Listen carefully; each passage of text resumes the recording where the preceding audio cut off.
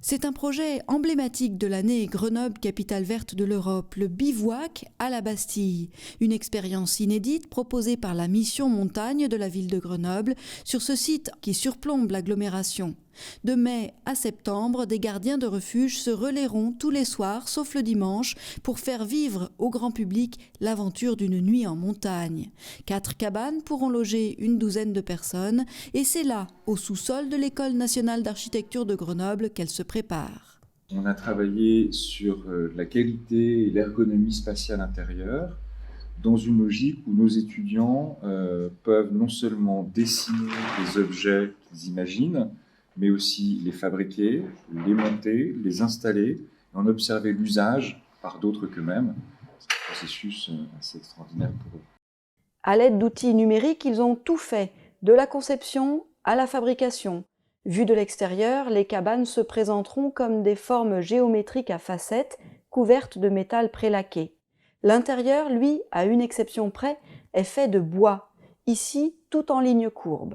Lorsqu'on va rentrer, on va découvrir quelque chose de vraiment très différent, de beaucoup plus souple, beaucoup plus léger et plus accueillant que la forme extérieure. Rien n'est laissé au hasard, jusqu'aux ouvertures qui encadrent la nature à la façon de tableaux. Les étudiants sont allés passer eux-mêmes 2 nuits sur le site pour s'en imprégner. On a fait un peu des recherches sur le lien avec l'infini, du coup le ciel, on lève la tête pour voir le ciel.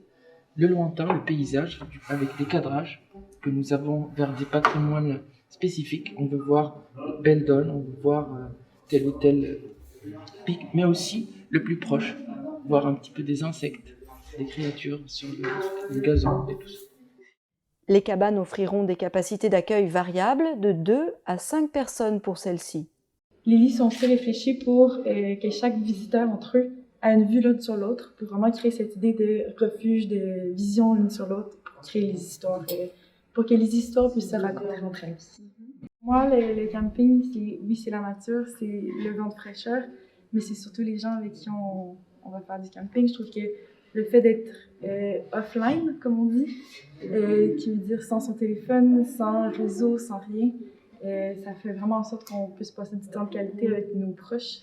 Et pour l'ambiance, on pourra aussi faire son choix entre la joyeuse chambrée façon camping au Québec et l'expérience de la solitude. Notre refuge il se divise en 3 cellules qui peuvent fonctionner chacune d'entre elles comme un refuge en soi. Et ensuite, en les assemblant, ça forme le tout qui est un refuge pour 3 personnes. On va avoir un échange tout en étant distancié et en même temps être dans son petit cocon tout en ayant un contact avec l'extérieur à travers les ouvertures qui cadrent des paysages précis qui ont été pensés suivant les paysages qui s'offrent sur le site.